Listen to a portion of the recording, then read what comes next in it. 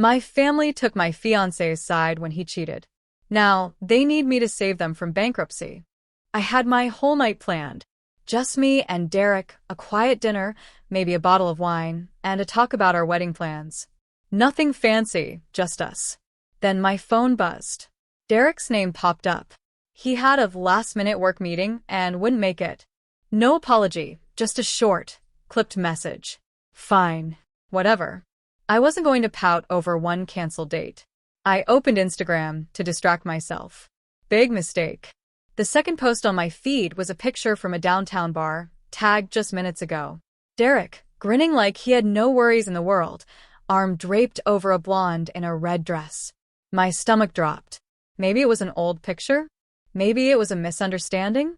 My fingers moved before I could stop them, clicking on the post. The comments were fresh. Looking good tonight. You two make a hot couple. The blonde had even commented, something flirty and ridiculous, like, best night ever. I stared at the screen, heart hammering. Work meeting, huh? If by meeting he meant getting cozy with some girl at a bar, then sure. He was right on schedule.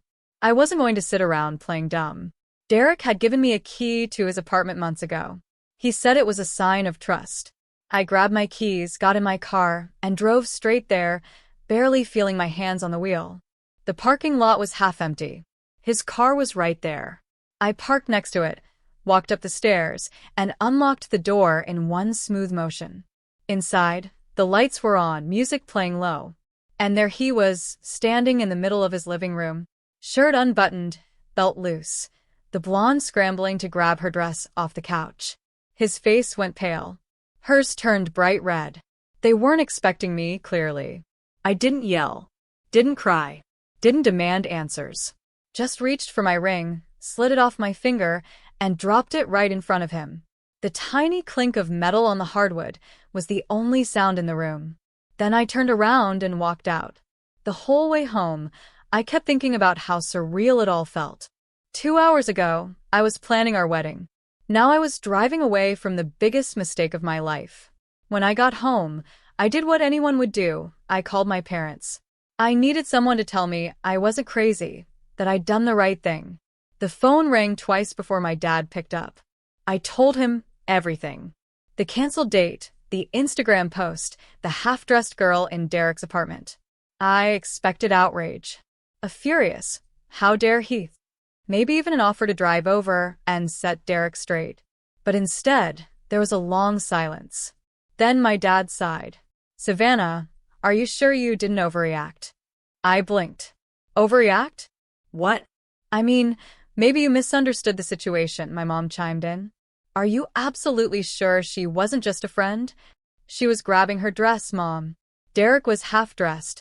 Sweetheart, relationships go through rough patches.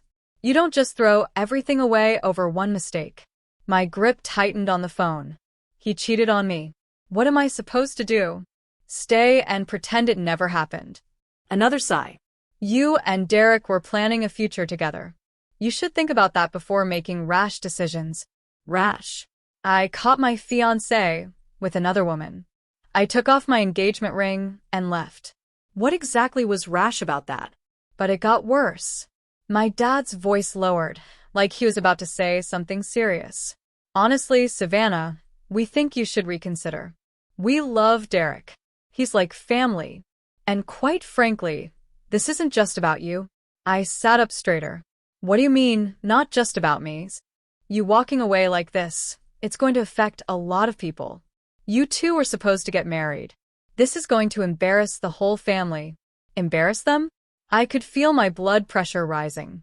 I just had my heart ripped out, and they were worried about their image? My own parents weren't just taking Derek's side. They were blaming me. My mom sighed.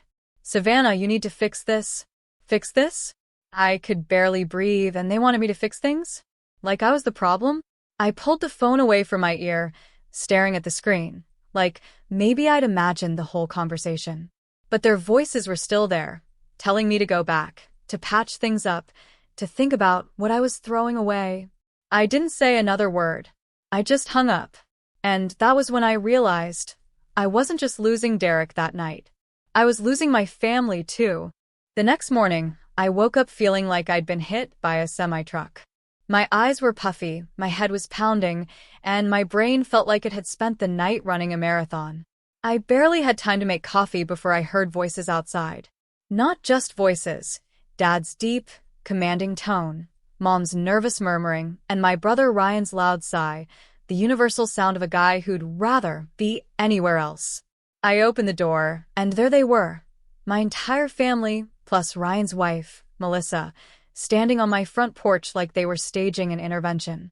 Dad didn't waste time. "Savannah, we need to talk." I stepped aside, arms crossed, already bracing for whatever nonsense they were about to spew. Ryan looked annoyed, like he had better things to do. Mom was fidgeting with her hands, the way she always did when she was about to lay on the guilt. Melissa just looked uncomfortable, like she knew this was a terrible idea but got dragged along anyway. Dad inhaled deeply, the kind of breath he took before saying something he thought was profound. "You're making a huge mistake." I laughed because, honestly, what else was I supposed to do? "Derek is family," he continued. "You don't just throw away a relationship over one misunderstanding." A misunderstanding. I stared at him, waiting for the punchline. Ryan groaned, shaking his head like I was some kind of dramatic teenager. "Come on, Savannah. You guys have been together for years. You're really gonna let one little thing ruin everything? One little thing." I looked at my mom, waiting for her to jump in and say something motherly, like, "Honey, we love you, and we support you." Instead, she sighed and gave me that look, the one that said I was being unreasonable. And then Dad said the real reason they were here. "Savannah, this isn't just about you. I've been working on a deal with Derek's company for months. Our businesses are set to merge, and if you walk away from this relationship, you're jeopardizing everything." There it was. The truth hit me like a slap in the face. This wasn't about me. This wasn't about love, or family, or respect. This was about money, business, Dad's company, the deal. That's why they were so desperate to patch things up between me and Derek, because to them, Derek wasn't just my cheating ex-fiancé. He was a business asset. I should have seen it coming. The way my dad always talked about Derek like he was a golden investment. The way my mom fawned over him, like he was handpicked from a catalog. Even Ryan, who never cared about my personal life, suddenly had opinions now that money was on the line. "So let me get this straight," I said, voice calm in a way that almost scared me. "You want me to stay with a guy who cheated on me because it's good for Dad's business?" Mom flinched, like hearing it out loud made it worse. Dad didn't even blink. "I want you to be reasonable. You two can work this out." Melissa shifted uncomfortably, her eyes darting between us like she wished she was anywhere else. "So, if I cheated on Derek, you'd be telling him to forgive me too?" I asked, locking eyes with my father. "If the roles were reversed, would you be here telling him not to jeopardize the family's future?" Silence. Ryan scoffed. "That's different." I tilted my head. "How?" More silence. They had no answer because we all knew the truth. If Derek had been the one who caught me cheating, my family would have dragged me through the mud. But since it was Derek, the golden boy, the future business partner, I was supposed to suck it up and move on. Mom reached for my arm, her voice soft, almost pleading. "Sweetheart, please. Don't make this harder than it has to be. Make this harder than it has to be." Not a single one of them cared about what Derek had done to me. Not one of them asked how I felt, if I was okay, if I needed anything. This wasn't about me at all. I took a step back, gripping the door handle. "I think we're done here." Dad frowned. "Savannah." I stepped inside and shut the door. For the first time in my life, I didn't feel guilty about disappointing them. I locked the door, leaned against it, and let out a breath I didn't realize I'd been holding. Then, instead of breaking down, instead of second-guessing myself, I walked to the kitchen, poured myself a fresh cup of coffee, and sat down. I had decisions to make. Big ones. And this time, I wasn't going to let anyone else make them for me. I sat at my kitchen table, staring into my coffee like it held the answers to my entire life. My family had made their position clear. Derek mattered more to them than I did. Fine. If that's how they wanted to play it, then I'd play my own game. I grabbed my laptop, flipped it open, and pulled up my contact list. If they thought I was just going to sit back and let them manipulate me into staying in this twisted little deal of theirs, they were in for a rude awakening. I had options. More importantly, I had control over something they clearly valued more than me, my shares in the family business. I scrolled through my emails until I found my broker's contact info. He was good. The kind of guy who could move assets quietly and efficiently. I clicked the call button and waited. When he picked up, I didn't waste time. I told him I was selling my entire stake in the company, effective immediately. There was a pause, then a low whistle. He knew what this meant. My father's company wasn't just a family business. It was a legacy. A tightly controlled, old-school empire built on my father's iron grip and carefully chosen alliances. I was breaking rank in the worst possible way. And I loved it. Find me a buyer, I said. And make sure she's a woman. Another pause. I could almost hear the wheels turning in his head. A woman, he repeated. That's right. Non-negotiable. I could feel his curiosity burning through the phone, but he knew better than to ask too many questions. Instead, he simply said he'd make some calls. I leaned back in my chair, exhaling for what felt like the first time all morning. This wasn't just about selling. This was about taking back power. My father and Derek had built their little empire thinking I would always be part of it, that I'd always play my role like a good daughter, a good fiancé, a good team player. They never saw this coming. I could already picture their faces when they found out. The horror in my dad's eyes when he realized his carefully laid plans were crumbling. The sheer panic when he figured out I wasn't just leaving, I was making sure my shares went to someone who wouldn't just play along with his boys' club politics.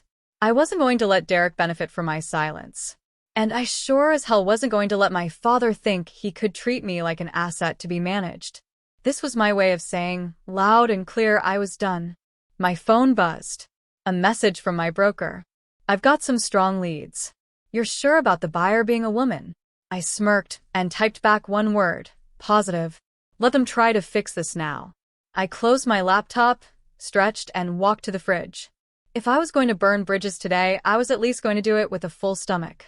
I pulled out a leftover slice of deep dish pizza, took a bite, and grinned. Game on. Signing the papers felt like an out-of-body experience. One signature, and just like that, I was no longer tied to my father's empire. My stake in the company gone. My place in the family's business erased. And for the first time in my life, I felt something close to peace. They didn't know yet. I hadn't told them, hadn't hinted at it. If they had even the slightest idea, they would have staged a full-scale intervention. That's why I worked fast. The ink on the deal was barely dry before I packed my bags and found an apartment 3 cities away. A clean break. No trace. I kept my phone on silent, ignored the calls, the texts, the inevitable emails. I wasn't ready for that fight yet. I knew the second they found out, it'd be chaos. So I moved like a fugitive. Everything packed in a few duffel bags, car filled with gas, lease signed before they could even sense something was off. The morning of my move, I loaded up my car, feeling lighter than I had in years. My plan was simple. Leave before they had a chance to stop me. No arguments, no guilt trips, no last minute, but think of the family nonsense. Then I saw Ryan's car pull up. My stomach dropped. Ryan and Melissa got out, both of them looking like they were about to stage a full intervention. Melissa, at least, had the decency to look uncomfortable, like she was just here for moral support. Ryan, though, his face screamed frustration, like I had just burned down the family home and was about to dance on the ashes. He didn't waste time. Are you serious right now? I leaned against my car, arms crossed. Dead serious. Melissa sighed. Savannah, please. Just slow down and think about this. Ryan stepped closer, lowering his voice like that would somehow make him sound reasonable. Dad's gonna lose it. Do you even understand what you've done? I tilted my head. You mean taking control of my life for the first time? Yeah, I think I get it. His jaw clenched. You're being selfish. I laughed. That's rich coming from the guy who's been handed everything on a silver platter. Melissa grabbed Ryan's arm before he could say something worse. Look, We get that you're upset. Oh, do you? I cut in. Because it sure seemed like you were all fine with throwing me under the bus for a business deal. Ryan ran a hand through his hair, exhaling sharply. Savannah, come on. You don't just walk away from family. I shrugged. I'm not walking away from family. I'm walking away from people who made it very clear where their loyalty lies. His face turned red, but before he could keep arguing, I opened my car door. You can tell them whatever you want. But I'm done. Melissa touched my arm gently. At least think about calling them. I smiled, but it wasn't warm. I already did. Just not the way you think. Ryan looked confused, but I didn't clarify. Instead, I reached into my bag, pulled out a neatly folded envelope, and handed it to him. Give this to them when they find out. He hesitated. What is it? Closure. Then I got in my car, started the engine, and drove away without looking back. I could almost hear their voices fading in the distance. The shock, the anger, the how could she do this? But it didn't matter anymore. They'd made their choices. And now I was making mine. As I hit the highway, the weight on my chest finally lifted. I had no idea what came next. No perfect plan, no safety net. Just freedom. And that was enough. Because by the time they opened that letter, they'd know the truth. You chose business. I choose freedom. I reached into the passenger seat, grabbed a gas station coffee I'd picked up on the way, and took a sip. It was terrible, but right now it tasted like victory. Starting over felt strange. Not bad, just unfamiliar. For the first time in years, I wasn't waking up to a calendar packed with meetings I had no say in. No boardroom politics, no empty corporate small talk. Just me, my decisions, and a future I actually cared about. I took the money from selling my shares and put it where it mattered. I started investing in women-led startups. The kind of businesses my father's old boys club would have written off as too risky. The first company I backed was a medtech startup led by Claire, a firecracker of a woman with an AI-driven diagnostic tool that hospitals were already fighting over. We met at this no-frills cafe that didn't charge $8 for a latte. Claire was sharp, passionate, and exactly the kind of person I wanted to support. I didn't just write a check, I believed in her. As we talked, I realized something. I actually liked this. I wasn't just throwing money around to feel relevant, I was helping build something meaningful. No more sitting at conference tables with men who only saw me as an accessory to their empire. I was finally doing something real. By the time I signed off on my first round of funding, I felt something I hadn't in years, actual, bone-deep confidence. The kind that didn't come from my last name or my family's money. It came from me. Then my phone buzzed. It was a message from Ryan. Call me. It's Dad. I stared at the screen, my stomach doing that slow, heavy drop like I'd just missed a step going down the stairs. For a second, I thought about ignoring it. Maybe it was a trick. Maybe they just wanted to guilt-trip me back into the fold. But deep down, I knew better. Whatever it was, my past wasn't done with me yet. I stared at the screen, my thumb hovering over the call button. Ryan's message sat there like a ticking bomb. Call me. It's Dad. I took a deep breath and dialed. The line barely rang before he picked up. His voice was tight, controlled, but I could hear the undercurrent of panic. It's bad, Savannah. He had a heart attack. He's in the ICU. I leaned back, staring at the ceiling. A heart attack. The man who acted like nothing could touch him was lying in a hospital bed. Ryan kept talking. The company's in trouble too. Dad's been juggling too many bad deals. If he doesn't get funding soon, it's over. He needs help. We need help. There it was. The real reason for the call. You want me to bail him out? I asked, already knowing the answer.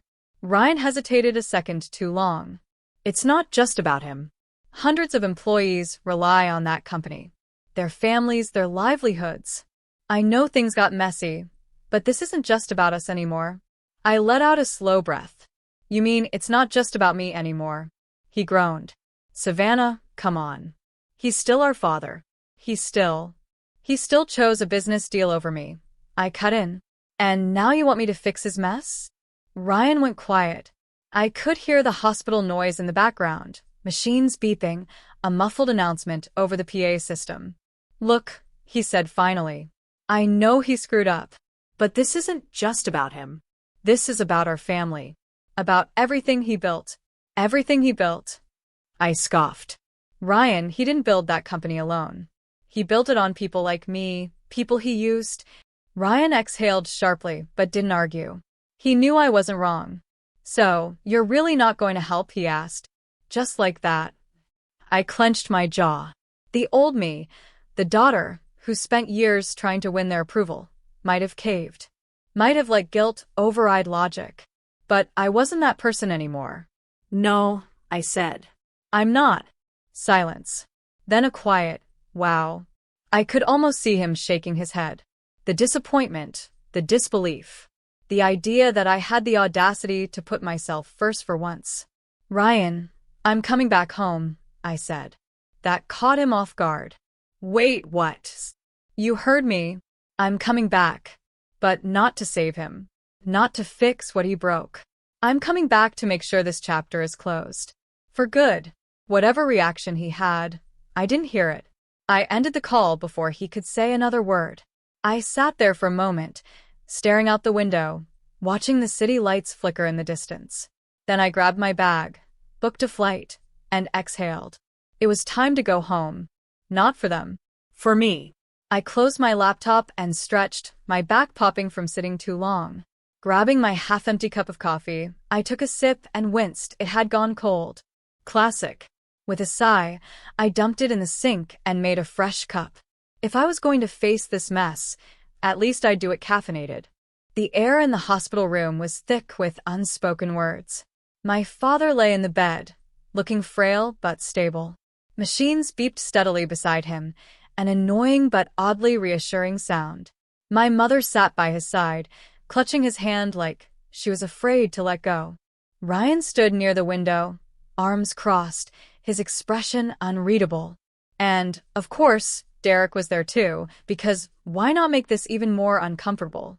I leaned against the doorframe, arms crossed. So, this is what rock bottom looks like. Ryan shot me a warning look. Savannah, don't start. Dad cleared his throat, his voice weaker than I'd ever heard it. I know I've made mistakes. He paused, looking straight at me. More than I can count. I didn't respond. I wasn't sure what he wanted from me. Absolution? Sympathy? That ship had sailed a long time ago. Mom's eyes were already watery. We just want to fix this. We want to make things right. I let out a slow breath. You mean now that you have no choice? Now that the company is sinking and there's no backup plan? I gestured to Derek. And seriously, why is he even here? Derek shifted uncomfortably. I just wanted to. Nope. I cut him off. Don't care. Ryan rubbed his temples. Savannah, can we not do this now? Dad is in a hospital bed. I looked at Dad, the man who had spent his life making sure I knew where I ranked on his priority list, somewhere far below business deals and family image. And yet, here he was, looking smaller than I'd ever seen him. You're right, I said finally. We won't do this now. Because there's nothing left to do. Dad's brows furrowed. Savannah. I held up a hand. I'm not giving you money. I'm not saving the company. I'm not playing the part of the dutiful daughter just because you finally realized I had value beyond what I could offer you financially. Silence. Mom reached for my hand, but I stepped back. You told me once that money doesn't buy happiness, I said. Turns out neither does family, not when they only show up when they need something. Dad exhaled, looking like he wanted to argue, but there was nothing left to say. Ryan's jaw tightened. So what now? You're just going to walk away? I gave him a long look. No, Ryan. I walked away months ago. You're just now noticing. Derek finally had the decency to look down at the floor. I turned toward the door, pausing only for a second. Take care of yourselves. Or don't. It's not my problem anymore. Then I walked out. And just like that, the chapter closed. As I stepped outside, the crisp evening air hit my face, and I pulled out my phone. A message from Claire popped up. Drinks tonight? We're celebrating. I smiled, texting back a quick absolutely. For the first time in my life, I wasn't afraid of being alone. Because I wasn't. Stepping off the plane, I felt lighter than I had in years. No baggage, literally and figuratively. The past was exactly where it belonged, behind me. My new life was waiting, and for once, I had nothing holding me back. The moment I walked into my office, Claire was already there, grinning like a kid on Christmas morning. "We did it," she said, practically bouncing in place. I raised an eyebrow. "Define it." She spun her laptop around, and there it was, headline after headline about her startup. Investors were pouring in, hospitals were signing deals, and overnight, Claire's company had become the next big thing in medtech. I let out a low whistle. Well, damn. "You weren't kidding?" She smirked. "Told you betting on me was a smart move." And she was right. Taking a chance on Claire had paid off in ways I couldn't have imagined. Not just financially, but personally. This was what it felt like to build something on my own terms. A week later, I signed the papers making me an official partner in a venture capital firm focused on female-led startups. The kind of company my father would have laughed at. The irony wasn't lost on me. That night, I sat on my balcony, glass of wine in hand, staring at the city skyline. For the first time in my life, I wasn't chasing validation. I wasn't trying to prove my worth to people who never saw it in the first place. I had built something real, and I did it without them. Then my phone buzzed. A message from Ryan. "Dad finally gets it. You were right." I stared at the screen, letting the words sink in. For a second, I thought about responding. Maybe asking what exactly getting it meant. Did he regret everything? Did he finally see me as more than just an asset? But then I set the phone down and took another sip of wine. Some things didn't need a reply. Instead, I leaned back, kicked my feet up, and pulled at my calendar. Another pitch meeting tomorrow. Another deal to close. Another step forward. And for the first time in my life, I was exactly where I was supposed to be.